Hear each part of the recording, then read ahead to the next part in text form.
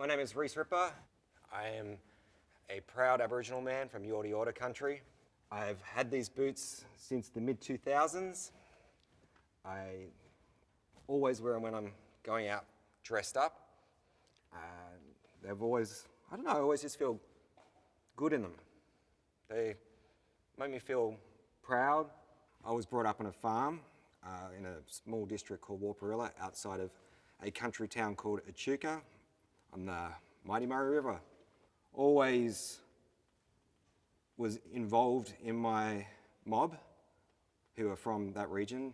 My grandpa was brought up in the bush in an area called Barmer, so Barmer Forest. So we were always camping in the area.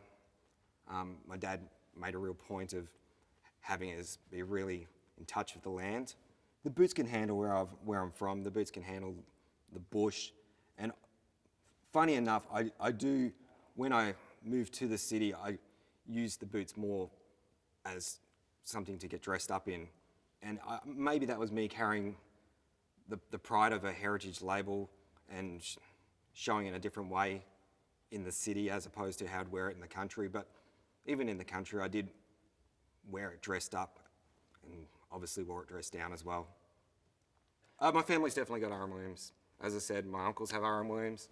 I know my cousins, especially on the cattle yards, etc., they wear them.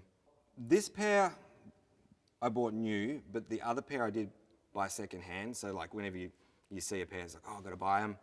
And that pair, the other pair I bought, actually the elastic had gone out. So I was like, I'm like, surely I can get that fixed. And I did go into the R.M.Williams website and see that it could get fixed. Well, they've definitely been to India. They were actually really good in India.